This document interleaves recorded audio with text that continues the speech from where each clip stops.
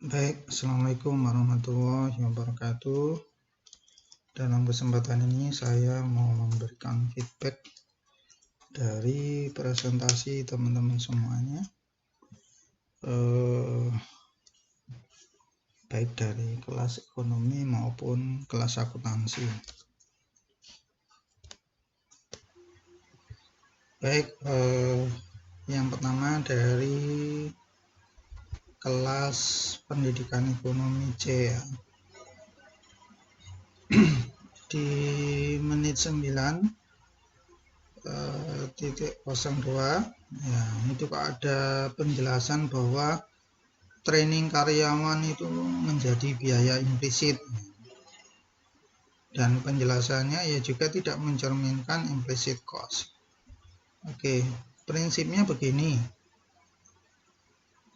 itu banyak sebenarnya, memang eksplisit dan implicit cost ini banyak yang salah dalam menerjemahkannya, dalam menginterpretasikan.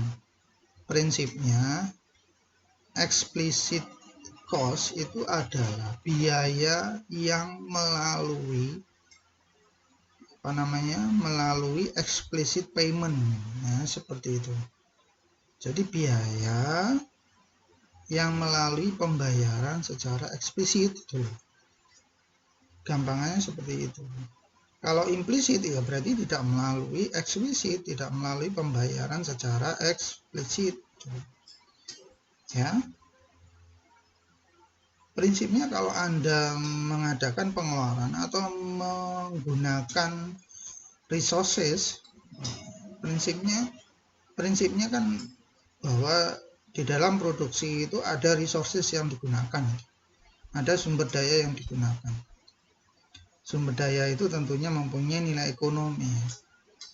Selama penggunaannya itu mengakibatkan Anda melakukan pembayaran secara eksplisit, ya, explicit payment tadi, mengeluarkan duit, mengeluarkan uang, maka itu disebut explicit cost. Seperti itu. Ya. Dan itu tidak peduli resources itu yang dimiliki oleh siapa. Ya, seperti itu. Apakah dimiliki oleh internal, dimiliki oleh eksternal, itu nggak peduli. Jadi nggak ada sangkut pautnya eksplisit implisit itu kaitannya dengan internal maupun eksternal resources, nggak ada itu. Ya, seperti itu.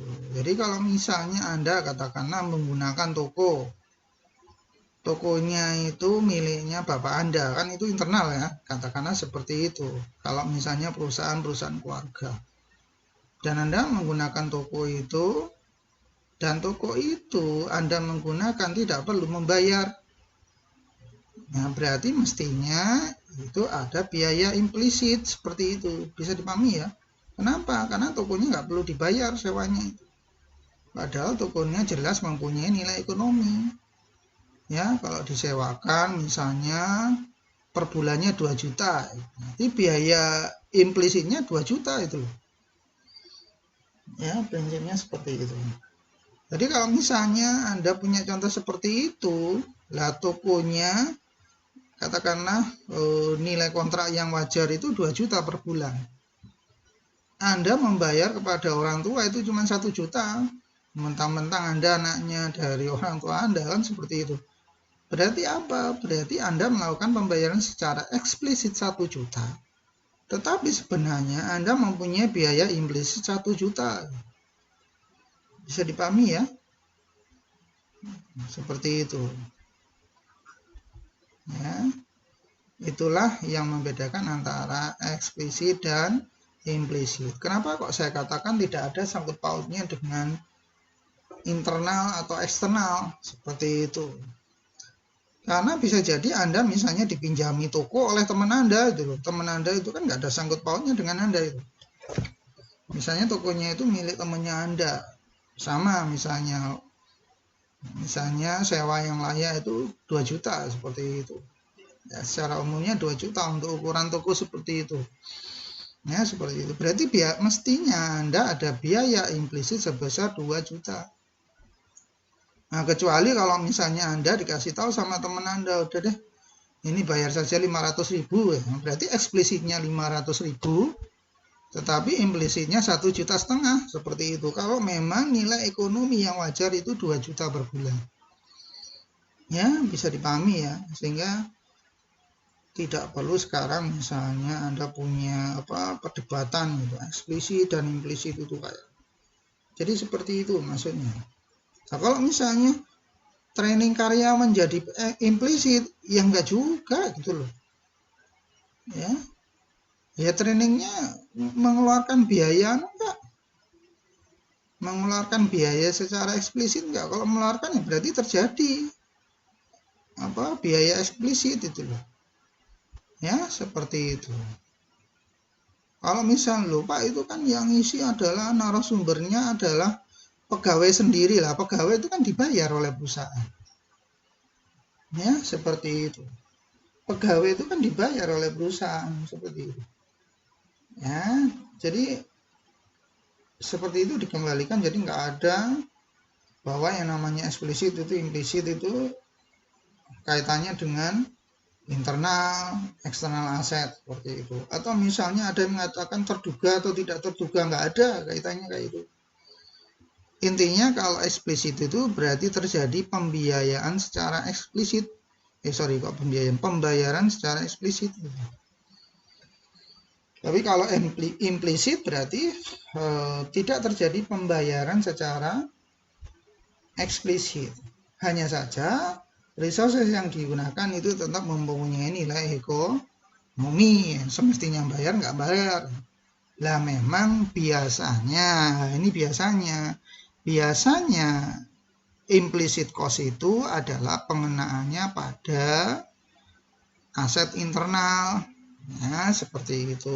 Misalnya tadi toko milik bapaknya, ya seperti itu. Atau misalnya Anda, gampangnya begini deh, Anda misalnya punya usaha buat donat karena Anda masih belajar, terus Anda dikasih tahu sama simbahnya, wis le, nggak usah beli bahan tepung, pakai aja tepung yang ada di gudang. Itu kan sebenarnya Anda menggunakan biaya itu, seperti itu.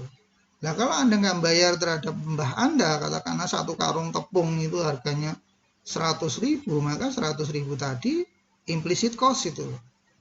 Kecuali Anda membayar kepada si mbah Anda, maka tetap berarti terjadi explicit cost. Ya, seperti itu. Sehingga itulah kenapa biaya keuntungan ekonomi itu biasanya lebih kecil daripada keuntungan secara akuntansi, karena ada biaya-biaya secara implisit sehingga itu tidak dikeluarkan pembayarannya. Ya, seperti itu. Ya, paling mentok nilainya keuntungan ekonomi itu sama dengan keuntungan akuntansi. Ya, seperti itu. Itu bisa terjadi kenapa?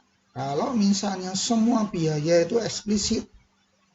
Ya, seperti itu. Tidak ada biaya implisit. Maka persis itu akuntansi sama dengan keuntungan ekonomi, kan berarti implicit cost-nya adalah 0. Ya, seperti itu. Selanjutnya adalah antara slide dan penjelasan ini banyak yang tidak sinkron ini ya. Kelas C ini kelompok 7. Terus pronunciation-nya nggak jelas. Ya. Penjelasan mengenai economic profit dan accounting profit tidak jelas karena slide tidak muncul. Jadi itu, atau mungkin tidak sinkron ya antara penjelasan. Oke, jadi itu. Nah, terus itu yang selanjutnya yang dari kelas A, biaya eksplisit dan implisit tidak ada hubungannya dengan fixed cost dan variable cost. Jadi seperti itu ya. Jadi saya ulangi bahwa eksplisit atau implisit itu tergantung apakah terjadi pembayaran secara eksplisit gitu aja. Kalau terjadi pembayaran secara eksplisit, berarti ya explicit cost seperti itu. Kalau tidak terjadi, padahal itu menggunakan resources seperti itu, yang jelas ada nilai ekonominya, berarti itu implicit cost. Ya, seperti itu. Terus dalam menjelaskan explicit cost atau implicit cost, maka jelaskan dulu saja. Jadi diklirkan definisinya explicit cost dan implicit cost. Jadi jangan masuk keburu sama profit. Ya, seperti itu. Wis pokoknya beginilah. Coba saya terangkan sekilas lah seperti itu.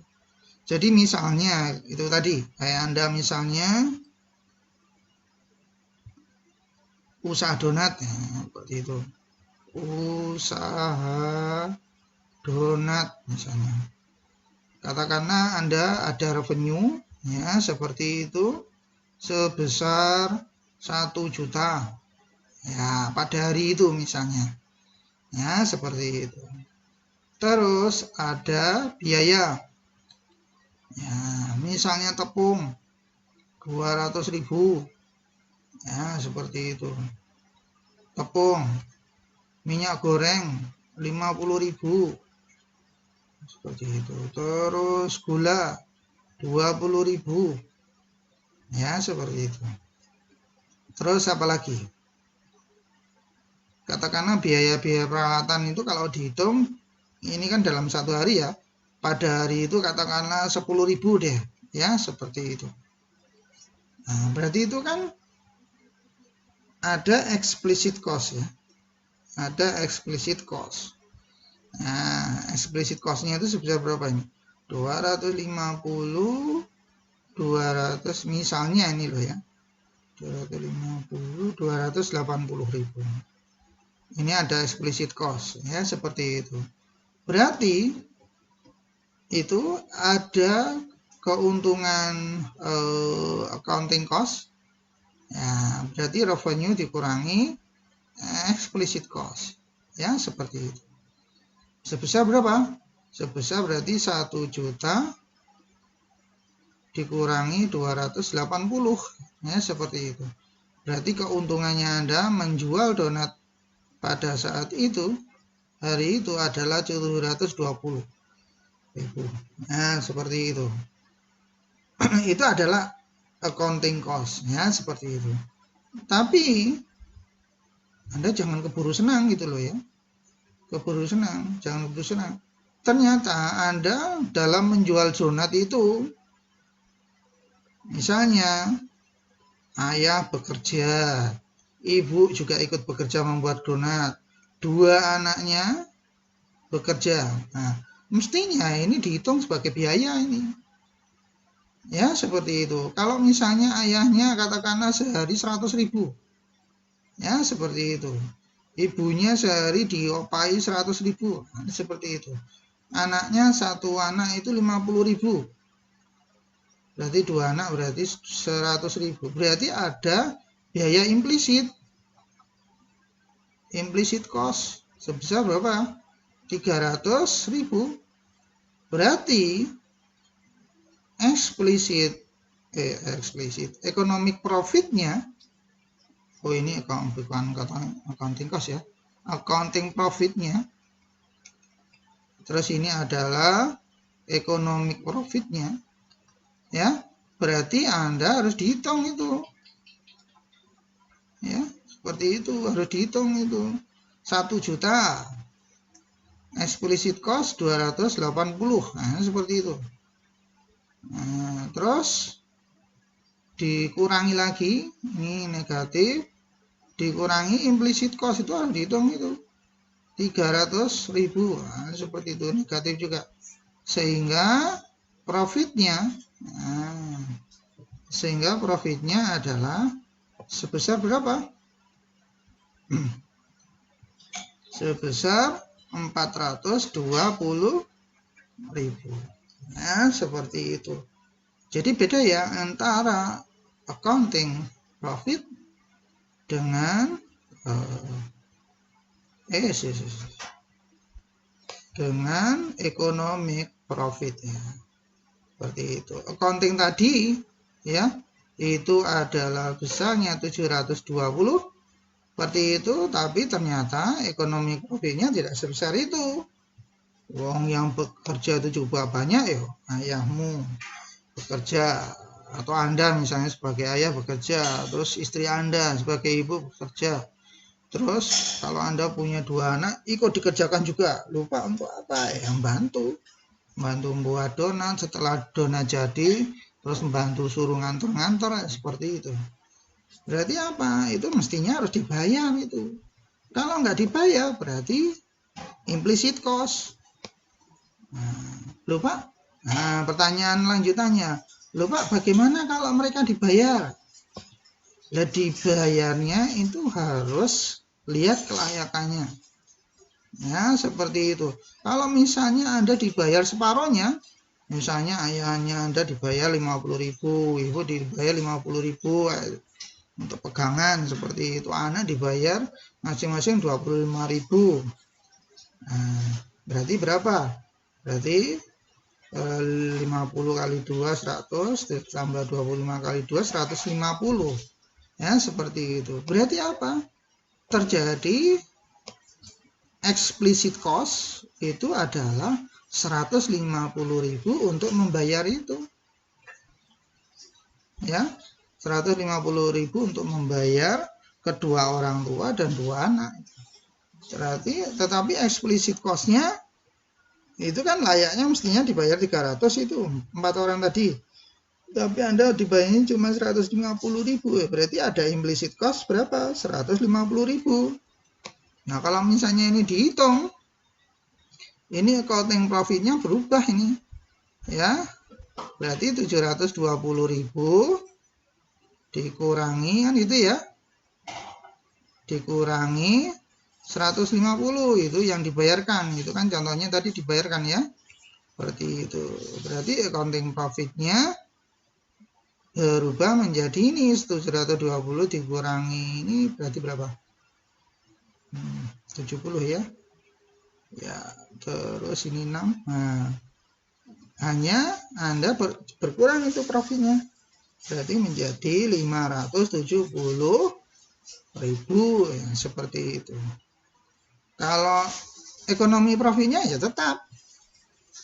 Ya tetap ekonomi profitnya. Nah, cuman yang berubah adalah ini eksplisitnya bertambah. Ini bertambah 150.000 kan gitu ya. Ditaruh di sini aja. Berarti 1 juta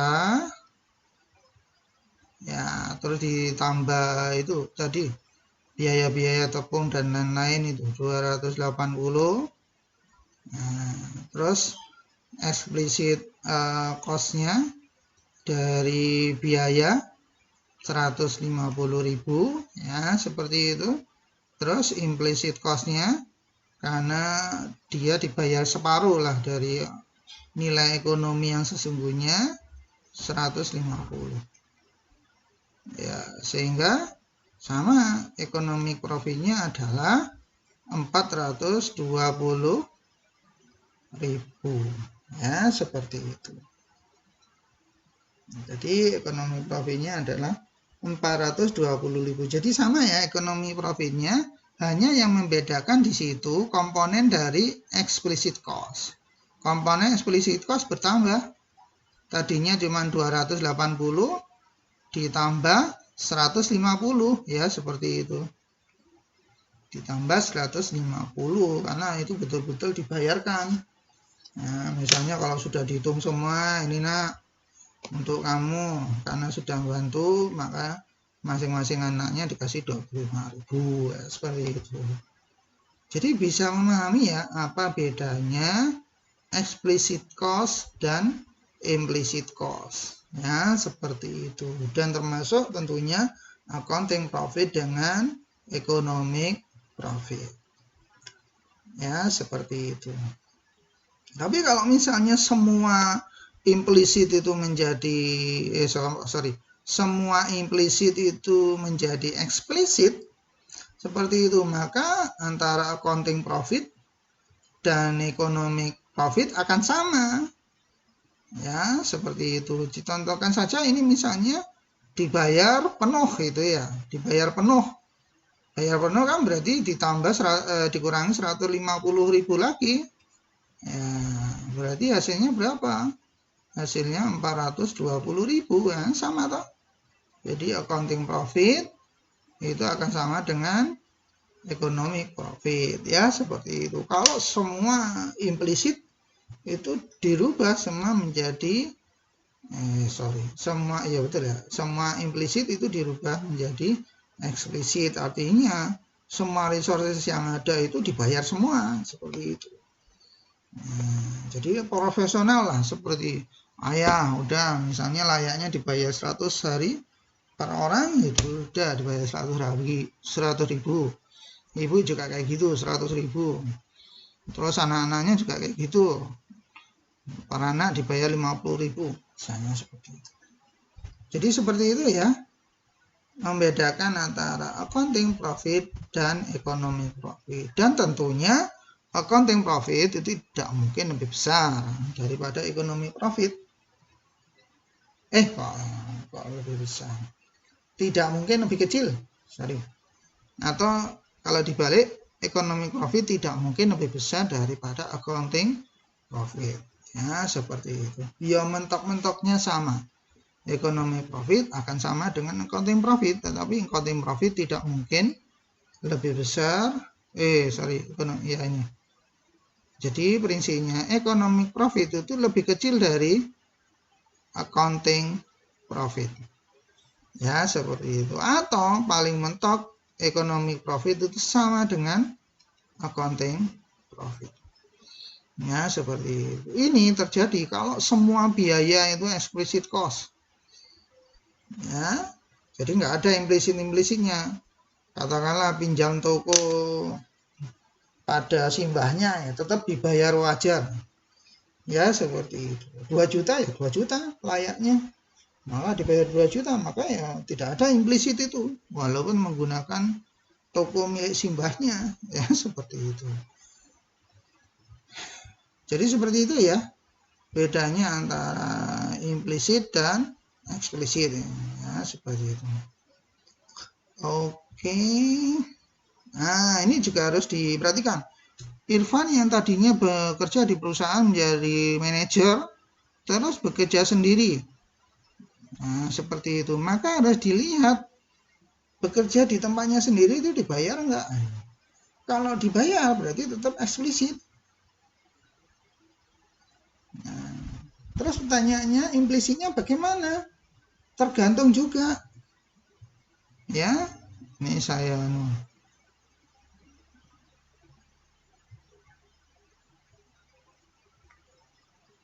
soalnya ada tadi contoh itu ya. Misalnya bekerja di swasta, ya bayarannya katakanlah 40 juta. Terus bekerja di sendiri, nah ini saya kurang setuju. Nggak dibayar, misalnya karena perusahaan sendiri adalah implicit cost, ya 40 juta. Belum tentu, ya 40 juta itu kan opportunity cost itu.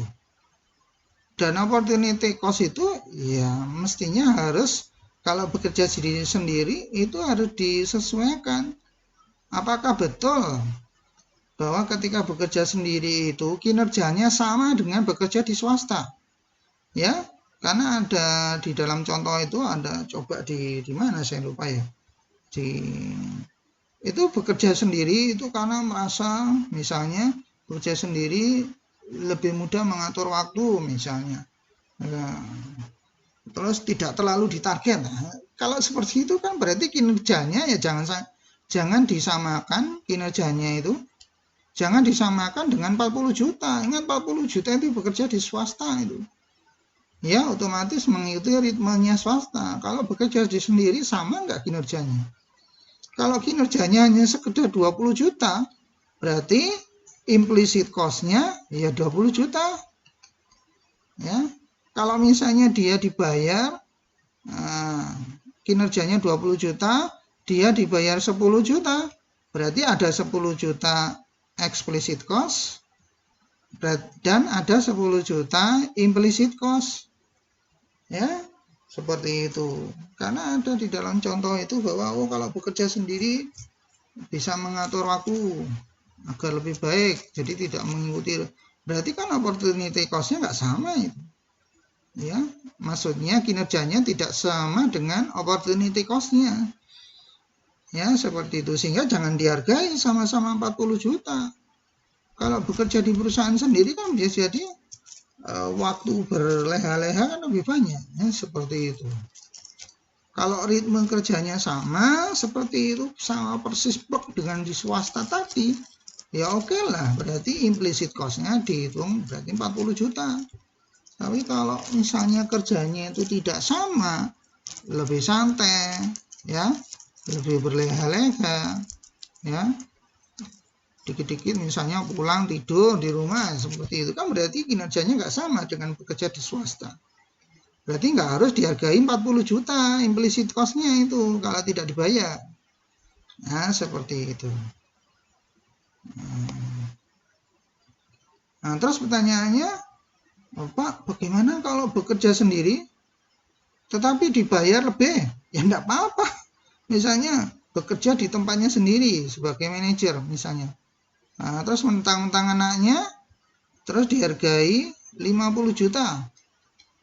Nah, lebih lah seperti itu dibayar daripada dia, ya berarti terjadi explicit cost kan gitu tuh, berarti terjadi explicit cost ya 50 juta seperti itu loh Pak, kan selisih 10 juta ya enggak masalah, kan betul-betul dibayar itu 50 jutanya ya, seperti itu, walaupun dia di luar apa itu dibayar hanya 40 juta ya, berarti kalau misalnya terjadi pembayaran sebesar 50 juta ya berarti ada explicit cost 50 juta ya, seperti itu.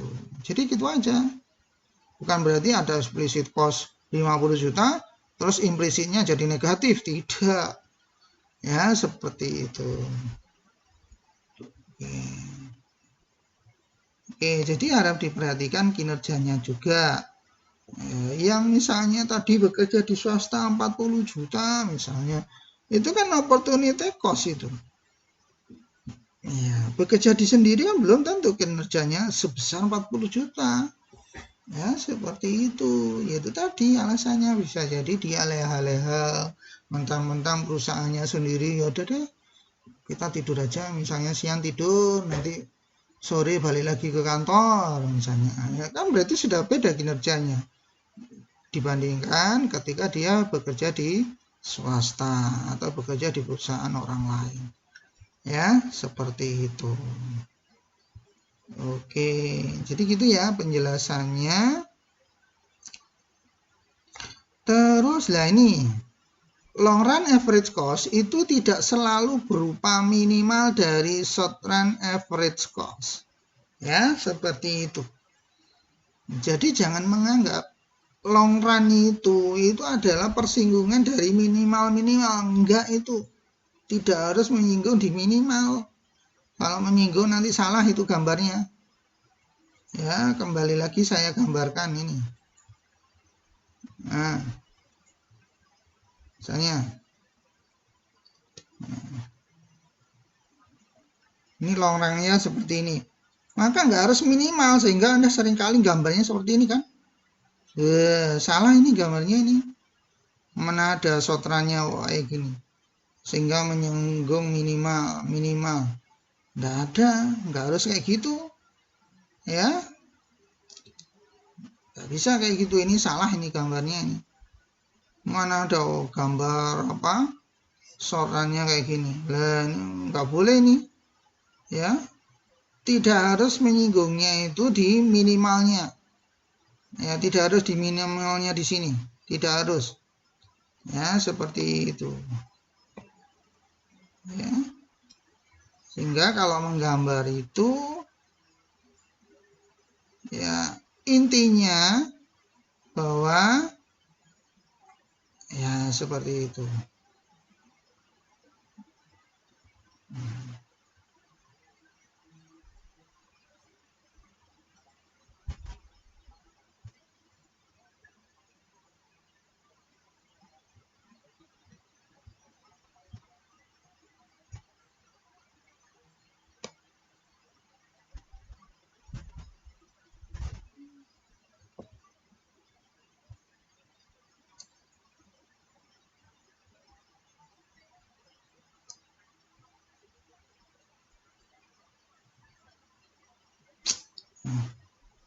Nah, bisa jadi seperti ini.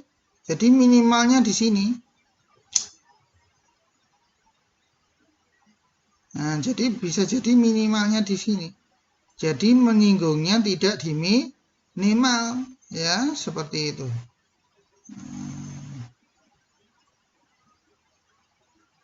Nah, menyinggungnya nggak di minimal, ya, seperti itu. Tetapi memang benar bahwa yang namanya long run average cost, dia sifatnya envelope.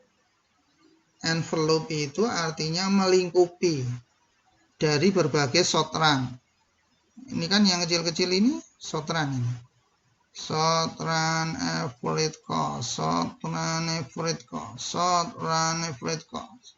Ya, short run average cost. Ya, seperti itu. Jadi melingkup. Maka yang namanya envelope, ya, itu melingkup atau sifatnya dia menyinggung. Menyinggung itu tidak harus di minimalnya. Kalau minimalnya nanti gambarnya parah kayak gini nanti. Ini. Jadi miring-miring karu-karuan itu. Mana ada gambar itu yang ekstrim itu seperti ini misalnya. Miringnya kayak gini. Enggak boleh ya. Nah, mana ada itu? Enggak boleh itu. Ya mestinya ya tetap miring. Lah, seperti itu. Nah, ada miring-miring kayak gitu. Ya, nggak boleh gitu ya. Nah, yang benar kan kayak gini. Ya, seperti itu. Ini marginal cost, ini average cost, ya. Ini kurang persis di tengah ya. Tapi ada yang menggambar misalnya, ini miringnya seperti ini. Wah, enggak boleh ini, enggak ada ini kayak gini. Enggak ada kayak gini, ini salah ini. Ya, seperti itu. Jadi membuat average cost yang wajar itu ya seperti ini yang benar. Ya, seperti ini. Kalau ini salah ini. Ya, seperti itu. Oke. Selanjutnya itu 2538 itu PE07 atau kita buka saja ya. PE07.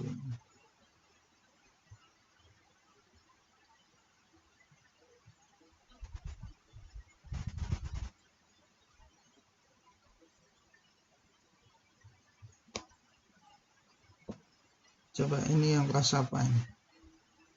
PEA 07. Oke, kita cek. Nah, coba kita cek. Di menit 2538. Ya, biar kita jelas mana yang salah, yang itu tidak perlu ditiru. Ya, seperti itu.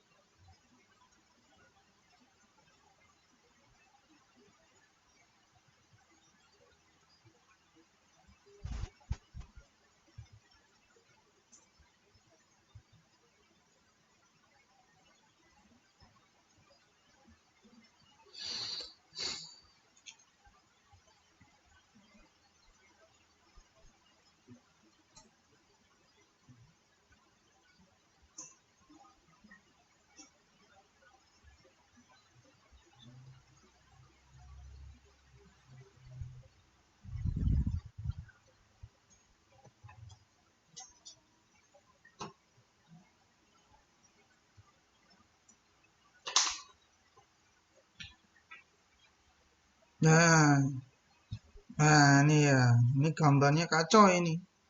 Mana ada SEO gambarnya ini? Ya, ngawur ini. Ya, seperti itu. Karena dia memaksakan long run average cost itu menyinggung di minimumnya. Nggak ada itu average cost kayak gini. Ya, seperti itu. Yang ada ya seperti ini average cost itu. Nah, jadi tidak harus antara long run average cost itu menyinggung di minimumnya, tidak. Ya, seperti itu. Oke. Selanjutnya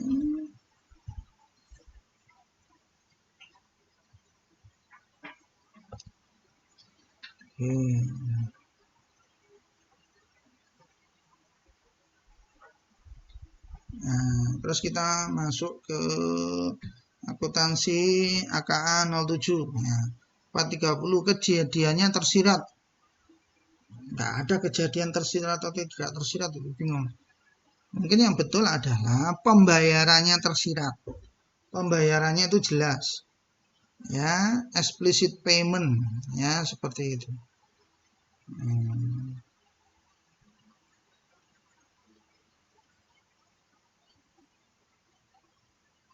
Nah, terus ini omset jangan dibandingkan dengan bayaran. Nah, ini juga ya. Terus ini juga aneh nih contohnya. Pembayaran di tempat lain malah lebih kecil. Itu gimana itu? Biasanya di tempat yang lain itu gajinya, salary-nya itu lebih besar. Ngapain tempat lain kalau lebih kecil daripada perusahaannya sendiri? Aneh itu. Ya, seperti itu. Sebaiknya untuk contoh kasus buat saja kasus yang sama seperti yang saya contohkan di awal tadi. Contoh kasus yang sama sehingga Anda bisa membedakan antara accounting profit dengan economic profit. Ya, seperti itu tadi. Tadi kan misalnya usaha donat itu ya. Kan jelas itu ya. Ada mempekerjakan bapak ibu dua anak. Nah, seperti itu. Kalau bapak ibu dua anak nggak dibayar, seperti itu. Tidak melalui pembayaran eksplisit, ya. Berarti itu dihitung sebagai implicit cost. Ya kalau dibayar, dikembalikan lagi ke kelayakannya misalnya. Kalau misalnya dibayar separuh dari yang semestinya, kalau dia mempekerjakan orang lain, ya berarti ada explicit cost sekian, ada implicit cost sekian. Ada implisit separuhnya, sisanya adalah ada eksplisit separuh, sisanya adalah implisit. Ya, seperti itu. Memang biasanya implicit cost itu terjadi kepada resources milik internal. Itu biasanya.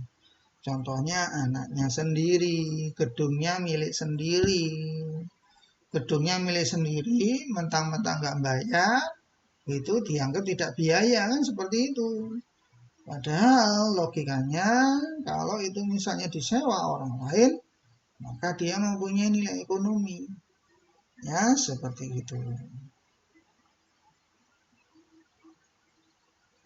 Terus ini tentang diminishing marginal return ya, seperti itu. Sekali lagi itu ada konsep yang salah. Karena kalau contohnya seperti itu, maka tergantung dari teknologi produksinya. Ya, bisa CRS, bisa DCR. CRS itu constant return to scale. Ada DCR, ada IRS. Jadi begini loh.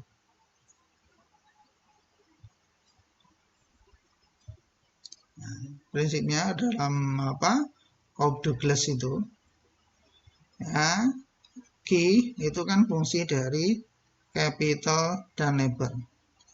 Kalau dianukan di sini, diterjemahkan dalam rumus, misalnya ini ada alfa, terus K pangkat beta 1, misalnya L pangkat beta 2. Ya, seperti itu. Ya. Jadi, alpanya ini dianggap teknologi. Ya, seperti itu. Ya, beta 1, beta 2 juga termasuk bagian teknologi ya. Ya. Karena itu kan produktivitas, ya produktivitas itu selain dari memang kinerjanya dari resource-nya kan juga tergantung dari teknologinya. Ya, seperti itu. Jadi misalnya ada key misalnya. K 0,5, L misalnya, atau jangan 0,5 deh, biar jelas. K pangkat setengah seperti itu, L pangkat 1. Nah, misalnya kayak gitu. Selama ini ditambahkan dengan ini itu lebih dari 1. Beta 1 ditambah beta 2 itu lebih dari 1. Maka ini disebut increasing return to scale. Ya, IRS. Kalau persis sama dengan 1, ya, berarti apa? Kalau sama dengan 1, maka constant return to scale. Lebih dari 1, kalau lebih itu kayak gini ya. Misalnya seperti itu, lebih dari 1, kalau dijumlahkan, misalnya contohnya ini 1,5 ya, dijumlahkannya, maka itu increasing return to scale. Kalau kurang dari 1, ya seperti itu, maka decreasing return to scale. Jadi itu ya. Jadi itu bukan masalah diminishing marginal return, tidak. Jadi tergantung dari teknologinya yang digunakan. Ya, seperti itu. Sehingga menghasilkan produktivitas dari capital dan labornya itu. Ya, seperti itu. Oke, selanjutnya, jadi Cobb-Douglas itu seperti ini contohnya. Jadi tergantung dari beta 1 dan beta 2-nya. Beta 1 dan 2-nya kalau dijumlahkan bagaimana? Apakah sama dengan 1? Kalau sama berarti konstan. Kalau lebih kecil berarti, kalau lebih besar berarti increasing 1,5 seperti itu, berarti increasing. Atau misalnya 2 seperti itu. Kalau kurang berarti decreasing return to scale. Silakan baca lagi itu buku-bukunya. Oke. Selanjutnya adalah contoh yang bagus karena case yang sama dipakai. Tapi tetap harus dilihat kinerjanya ini seperti yang saya kemukakan tadi. Ya, misalnya kerja di swasta 40 juta. Terus kerja di sendiri dianggap implicit cost 40 juta. Ya belum tentu. 40 juta tadi itu kan opportunity cost. Nah, opportunity cost itu kan kalau misalnya bekerja di sini belum tentu optimal sebesar opportunity cost tadi. Misalnya di swasta, gampangnya begini, swasta kerjanya masuk jam 8, nanti keluar dari kantor jam 8 malam. Tapi kerja di sendiri misalnya jam 8 masuk, nanti jam 12 bisa pulang, tidur leye-leye. Nanti sore masuk kantor lagi, terus habis itu maghrib jam 6 pulang. Nah, itu kan sudah jelas beda itu kinerjanya. Sehingga nggak harus dihargai sebesar 40 juta. Ya, harus sama kayak tadi yang di awal-awal saya ceritakan. Nggak harus dihargai sebesar 40 juta sebagaimana dia bekerja di kantor swasta sebelumnya. Karena ternyata bisa jadi kerja di tempat sendiri lebih santai gitu loh. Ya. Artinya tidak harus mengeluarkan effort yang sama ketika bekerja di swasta sebelumnya. Kecuali kalau bekerja sendiri itu ritme kerjanya atau kinerjanya itu sama. Seperti itu. Baru boleh dihargai implicit cost-nya seharga 40 juta. Ya, seperti itu. Nah, ini sama ya. Ini udah mengatakan long range apa itu? Long run maksudnya. Long run average cost. Bukan long range apa itu. Terus implisit dan eksplisit, subjektif versus objektif. Ini saya jadi bingung. Apa maksudnya subjektif dan objektif? Ya intinya tadi itu ya mungkin karena eksplisit itu berarti terjadi betul-betul pembiayaan secara nyata, maka maksudnya objektif kan seperti itu. Intinya begini aja, Anda untuk membedakan eksplisit dengan implisit, Anda menggunakan sumber daya dan itu Anda melalui pembayaran secara eksplisit. Udah, berarti itu explicit cost. Nggak peduli apakah sumber daya itu internal atau eksternal. Selama dibayar, terjadi explicit cost, yaitulah terjadi explicit payment, yaitulah terjadi. Ya, seperti itu. Nah, contohnya tadi sudah jelas ya. Misalnya menggunakan tokonya simbahnya. Nah, toko simbahnya itu kalau disewakan di luar, itu kelayakannya katakanlah 1 bulan 2 juta misalnya. Berarti implicit cost-nya 2 juta. Jadi kalau misalnya Anda membayar kepada simbahnya Anda cuma 1 juta, berarti apa? Ada dua itu. Eksplisitnya 1 juta kan bayar benerannya 1 juta. Tapi yang 1 jutanya nggak dihitung karena mestinya kan 2 juta ya. Berarti masih ada implicit cost-nya 1 juta. Bisa dipahami ya? Seperti itu. Ya, karena bisa jadi Anda membayar itu tidak sesuai dengan harga pasar. Mentang-mentang anak Anda adalah cucunya kan, wis kali rasa penuh bayarin. Nah, seperti itu atau bahkan nggak bayar. Ya, jadi kembali lagi seperti itu tadi. Intinya explicit cost itu berarti terjadi pembayaran secara eksplisit atau explicit payment. Ya, seperti itu. Nggak harus internal dan eksternal. Hanya saja memang biasanya terjadi kalau resources-nya itu milik internal, biasanya. Sehingga itu tidak dihitung sebagai biaya. Ya, seperti itu. Dan itu tidak harus fixed cost. Kalau fixed cost itu toko misalnya, itu fixed cost dipakai. Ya. Nah. Tapi ada juga yang variable cost. Contohnya apa? Tadi kan sudah saya contohkan, buat donat, nggak usah beli tepungnya, udah ambil itu tepung di gudangnya Simbah, seperti itu. Nah, berarti variable cost juga bisa menjadi implisit itu, karena punya Simbahnya maka nggak perlu bayarin. Nah, seperti itu.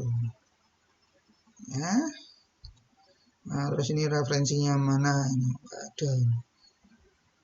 Terus ini yang kelas B yang terakhir. Biaya eksplisit tidak ada kaitannya dengan biaya terduga, biaya besar atau kecil ya, nggak ada itu. Nah, kembali lagi definisinya, kalau terjadi explicit payment berarti explicit cost. Nah, atau kalau dia menggunakan resources, padahal itu jelas ada nilai ekonominya, ya seperti dan dia tidak membayar berarti implisit. Tapi kalau membayar dan layak berarti ya itulah eksplisitnya. Berarti kalau nggak layak berarti ada bagian yang menjadi implisit. Ya, seperti itu. Nah, biaya implisit tidak harus penggunaan aset internal. Tapi betul biasanya memang aset internal. Tapi tidak harus aset internal. Ya, seperti itu. Ya, contohnya yang seperti saya sampaikan tadi, Anda buka usaha, ternyata ada teman baik Anda. Wes mbak, udah pakai aja toko saya ini untuk usaha. Toh saya dulu sering kali ditolong Anda misalnya. Ya sudah, berarti kan asetnya orang lain gitu ya. Tetapi ketika kita pakai nggak dibayar itu, karena suruh pakai saja. Nah, berarti kalau misalnya sewanya 2 juta per bulan, maka itu mestinya menjadi implicit cost 2 juta. Kalau tidak bayar sama sekali. Tapi kalau Bang, kamu bayarnya separuh saja. Ini kalau di pasaran saya kontraknya, saya kasihkan sewa 2 juta. Kamu bayar 1 juta aja tuh. Nah, berarti 1 juta explicit cost, 1 juta implicit cost. Karena ada nilai ekonomi yang tidak sepenuhnya dibayar di situ. Oke. Nah, ini tadi contohnya 815 ini kalau nggak salah, lah ini coba kita buka.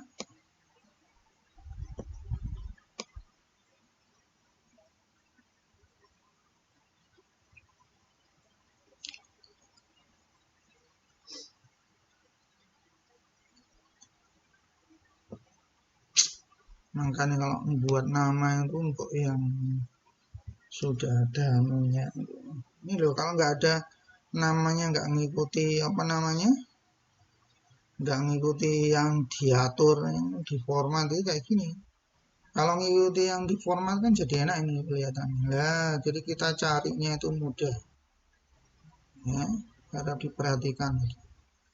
Coba 8.15. Kita langsung 8.15. Nih.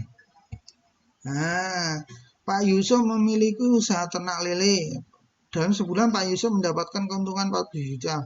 Ini agak bingung ini contohnya. Pak Yusuf setiap bulan mengeluarkan biaya operasional 5 juta untuk usahanya.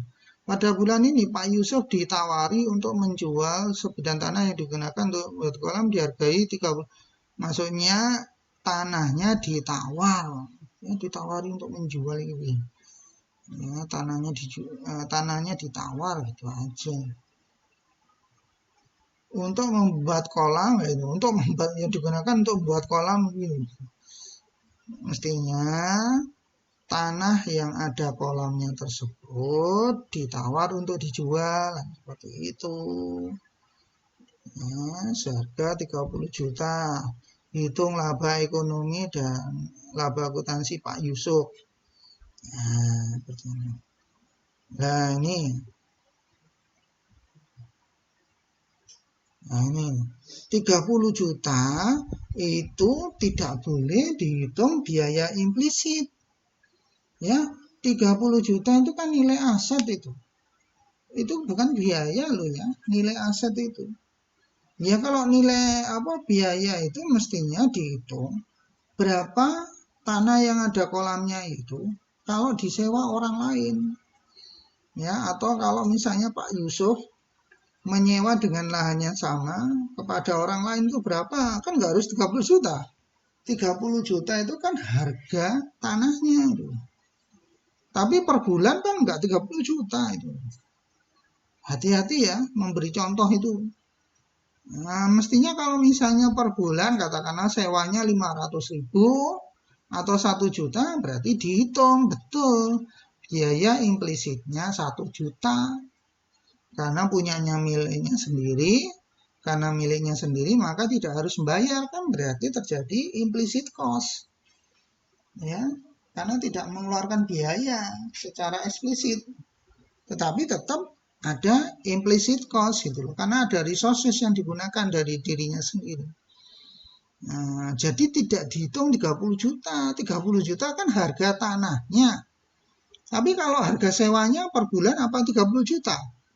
Karena tadi keterangannya itu keuntungan per bulan loh. Ini juga salah. Pak Yusuf mendapatkan keuntungan, jangan keuntungan lah. Pendapatan.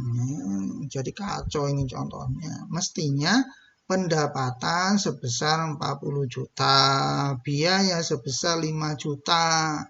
Nah, seperti itu. Terus kolam itu, tanah yang ada kolamnya itu ditawar 30 juta. Berarti bukan 30 juta itu sebagai biaya, nggak boleh. Ya mestinya dicari saja bandingannya. Kalau tanah seluas yang ada kolamnya tadi itu nyewa di tempat lain berapa? Misalnya nyewa di tempat lain kalau itu harganya 30 juta, berarti nyewa ya nggak mungkin sebesar 30 juta. Nah, per bulannya mungkin 500.000 atau 1 juta atau berapa ya, seperti itu. Jadi 30 juta tidak boleh dihitung sebagai biaya implisit. 30 juta itu kan nilai asetnya yang ditawar oleh orang lain. Ya, seperti itu ya. Oke, jadi hati-hati dalam ini contohnya juga masuk keuntungan, jangan keuntungan, mendapatkan penerimaan atau ada pendapatan sebesar 40 juta. Jadi kayak gitu. Kalau untung itu berarti sudah dibiayai, sudah dikurangi biaya kalau namanya untung itu. Ya. Kacau. Makanya kalau ambil itu jangan dari internet yang jangan asal ambil dari internet, jadi dibaca kembali itu ya. Seperti itu. Jadi jangan dihitung harga tanah kolam sebesar 30 juta itu sebagai biaya, tidak boleh.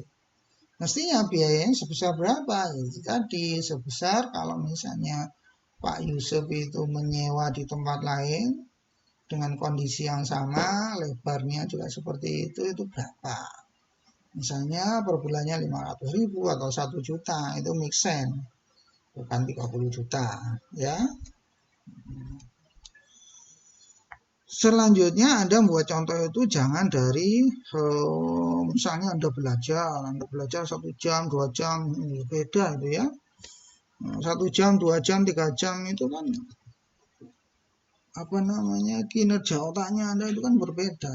Itu mestinya ketika ada penambahan resources ya, seperti itu contohnya, misalnya lebarnya ditambah. Ya, seperti itu. Lebarnya ditambah. Kenapa? Karena diminishing marginal return itu terjadi karena masalah manajerial. Ya, masalah manajerial, masalah kapasitas. Ya, yang ketika mengalami kejenuhan dalam ruang yang sama seperti itu. Oke, terus yang saya ingatkan sebaiknya itu sama tadi, long run average cost bukan akumpulan dari titik-titik minimal, tidak ya, tadi sudah saya jelaskan. Terus sebaiknya jangan diterjemahkan economies of scale jadi skala ekonomi, nggak usah, udah economies of scale gitu aja ya, seperti itu. Economies of scale itu kan intinya terjadi kalau misalnya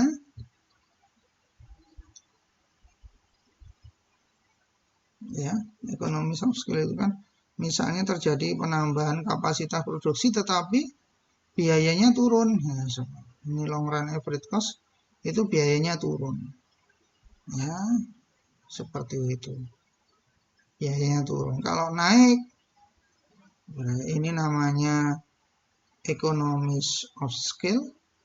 Ini namanya diseconomies of scale. Ya kalau diterjemahkan skala ekonomis, nah seperti itu. Tapi sebaiknya jangan diterjemahkan deh, biar tidak mengurangi artinya. Ya seperti itu. Jadi economies of scale itu kalau terjadi penambahan kapasitas produksi itu mengalami penurunan biaya. Jadi average cost-nya itu menurun. Ya seperti itu. Mungkin yang perlu saya sampaikan di sini, nah ini economies of scale seperti itu. Ya, terus economies of scale itu terjadi karena apa? Ya, karena pertama adanya labor specialization. Ya, seperti itu. Ada spesialisasi tenaga kerja. Karena spesialisasi tenaga kerja itu mengakibatkan efisiensi. Menjadi kinerja dari faktor produksinya, dari labornya itu akan meningkat. Ya, contohnya Anda misalnya bekerja di kerajinan yang tadinya mulai menggunting, merakit, bahkan mengecat itu 1 orang seperti itu. Maka ketika terjadi labor spesialisasi, ya kapasitas produksinya banyak karena ada pesanan yang meningkat seperti itu, kapasitasnya dinaikkan sehingga perlu banyak orang, banyak orang itu maka dibagi-bagi, kamu bagian gunting, kamu bagian merakit, kamu bagian finishing, ya seperti itu.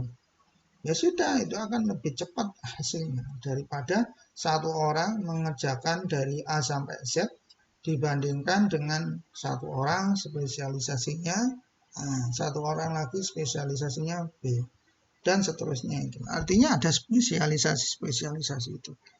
Yang selanjutnya adalah adanya managerial specialization. Ya, jadi manajer itu tidak semuanya ditanggung. Ya, ada manajer keuangan, ada manajer marketing, ada manajer sumber daya. Sekali lagi itu terjadi karena kapasitas produksinya besar. Ya, sehingga Anda menggunakan human resources yang besar. ya, sehingga ada yang mengepalai marketingnya, ada yang mengepalai finance-nya. Tapi kalau perusahaan kecil kan enggak, dari marketing, dari human resources, dari sampai keuangan, maka itu dihandle oleh satu orang. Ya, seperti itu. Selanjutnya adalah penggunaan teknologi yang efisien, ya, yang digunakan dalam volume produksi yang besar. Nah, itulah biasanya terjadi economies of scale. Nah, seperti itu. Nah, sedangkan diseconomies of scale, ya, ketika upward sloping daripada long run-nya, ya, itu terjadi karena ada kelemahan lah dari manajerialnya, ya, seperti itu. Leads to problem of komunikasi, koordinasi, ada birokrasi, ya, seperti itu. In lab facilities, workers may feel alienated and may not work as much as they should, ya, seperti itu. Nah, sehingga ada biaya supervisi, ya, seperti itu. Maka biaya supervisi itu kan tentunya ya menimbulkan biaya baru lagi, ya, seperti itu.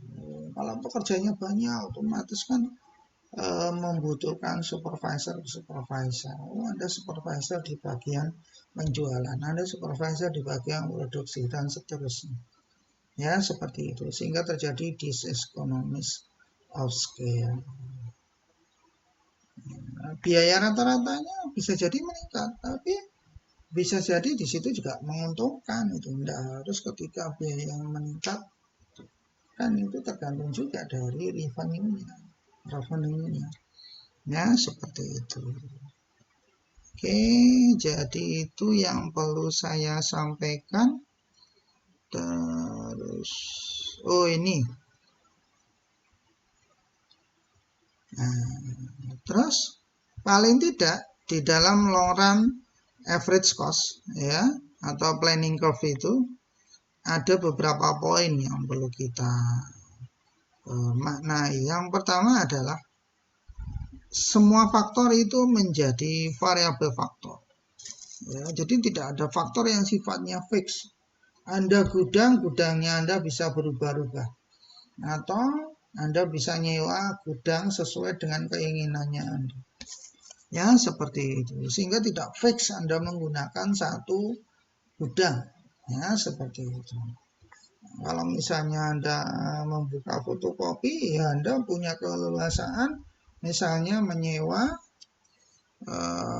kontor fotokopi yang lebih besar, atau Anda bangun sendiri, ya, seperti itu.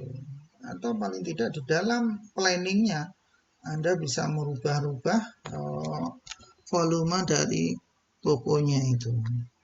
Oke, ya, otomatis there is no fixed cost, ya, karena ada berbagai pilihan itu, dan semua menjadi variabel. Toko tidak dari fixed cost lagi, ya, seperti itu. Semuanya tidak menjadi fixed cost, sehingga semuanya menjadi variabel cost. Yang selanjutnya adalah sebagai planning curve, maka ini menjadikan banyak alternatif untuk melakukan produksi, ya, seperti itu. Coba Anda perhatikan di sini. Nah, misalnya,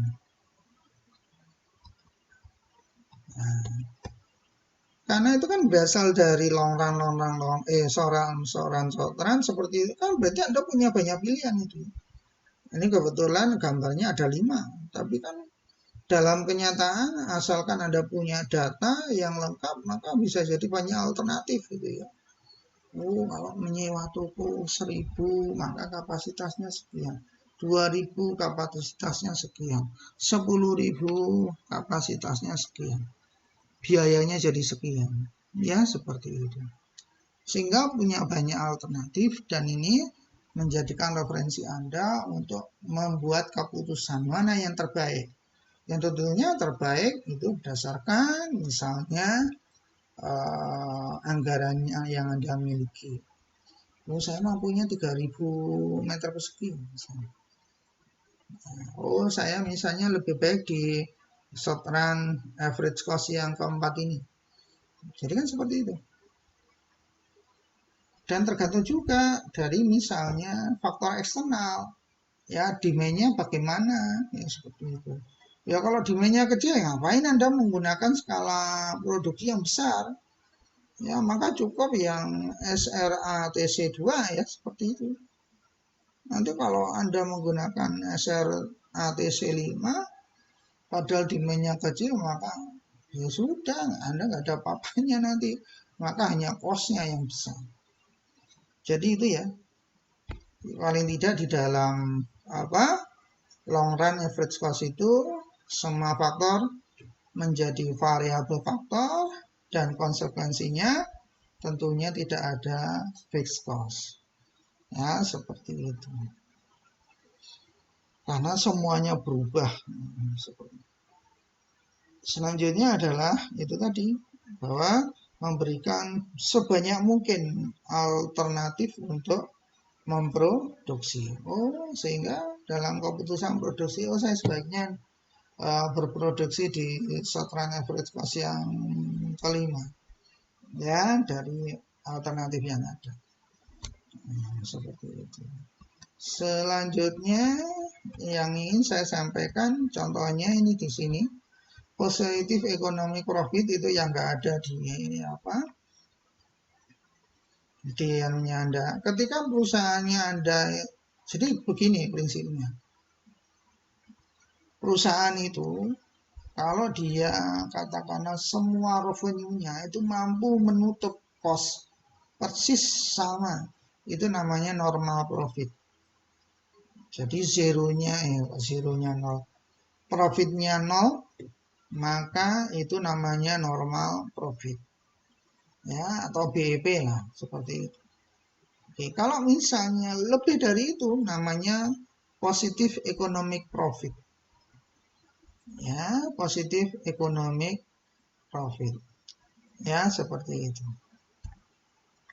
Maka akibatnya apa? Maka kalau Anda perusahaannya berada pada posisi positif ekonomi profit, itu kan berarti lebih baik ya dari perusahaan pada umumnya, maka pekerjanya atau sumber daya yang ada akan lari ke Anda. Apakah itu labor ataukah itu capital akan lari ke Anda. Ya, seperti itu. Dan sebaliknya juga kalau negatif seperti itu. Ya, kalau Anda negatif seperti itu, maka resources yang ada di Anda akan bisa lari keluar itu ya. Seperti itu. Ya, intinya ya mencari tempat yang lebih menguntungkan. Maka kalau misalnya dibuat, nah, kalau ini sama-sama normal atau zero economic profit seperti itu, maka tidak akan ada movement dari sumber daya yang ada. Nah, ini long run equilibrium condition itu terjadi kalau tentunya quantity demand sama dengan quantity supply. Seperti itu. Yang kedua adalah zero economic profit. Jadi tidak memungkinkan adanya entry exit karena memang tidak ada keuntungan yang ada. Karena ya zero. Ya, seperti itu. Nah, ini contohnya. Secara grafis seperti ini pelarian dari sumber daya itu. Misalnya industri B, industri A, ya, seperti itu. Ya otomatis totalnya ini kan jarak antara A dan B ini ya. Seperti itu. Nah, misalnya contohnya di sini. Stok di B lebih kecil dari stok di A. Ya, seperti itu. Maka stok di B biasanya marginal return-nya itu menjadi lebih besar dari si A. Kalau lebih besar bagaimana? Maka si B itu akan menerima sumber daya dari yang lainnya. Karena dirasa menguntungkan industri di B itu. Ingat, industri itu maksudnya kumpulan-kumpulan dari perusahaan yang sama. Ya, seperti maka stok sumber daya dari A itu akan lari ke B. Akan lari ke B, berarti A-nya kan berkurang ya. Maka B-nya meningkat stoknya. Nah, seperti itu. Nah, ini karena lebih besar di B, di A-nya itu yang di pink, maka dia akan bergeser. Bergeser ke kiri. Seperti itu. Maka terjadi equilibrium. Kalau udah terjadi equilibrium seperti ini, ya berarti logikanya terjadi long run equilibrium condition among industry. Kecuali terjadi shock. Ya, kecuali terjadi goncangan. Ya, seperti itu. Goncangan, misalnya di B itu terjadi permintaan yang membesar, maka marginal return itu akan bergeser ke kiri itu. Nah, artinya meningkat itu. Nah, seperti itu. Kalau di dalam framework antara industri A dan industri B, ya, seperti itu. Oke. Nah, sehingga kalau di sini equilibrium ya sudah, tidak terjadi pelarian. Dan ini stok di A dan stok di B itu tidak harus sama persis ya. Tapi intinya kalau returnnya sama antara keduanya ya sudah. Nggak akan terjadi movement antara dari A ke B ataupun dari B ke A. Karena ya sudah, ngapain pindah, wong returnnya sama. Ya, seperti itu. Sehingga migrasi itu akan stop ketika kedua marginal returnnya itu adalah sama. Sehingga terjadi equilibrium, long run equilibrium. Ya, seperti itu. Oke. Baik, dari saya cukup itu yang saya sampaikan. Mudah-mudahan Anda mendapatkan manfaat dari pertemuan ini. Ya, seperti itu. Nah, ini loh. Nah, ini kalau diminishing marginal return ini gambaran sederhananya seperti ini. Kalau misalnya di dalam suatu ruangan, ya, ini industri, ini usaha dari tekstil ya, usaha dari pakaian, dari produk tekstil ya, misalnya seperti itu. Kalau semakin banyak pekerjanya, ya semakin umpek-umpekan, maka additional outputnya itu biasanya akan menurun. Maka terjadilah diminishing marginal return ya, seperti itu. Kalau nggak ada, maka logikanya ya semua perusahaan, semua pakaian di dunia itu bisa dipasok oleh satu perusahaan itu tadi, seperti itu logikanya.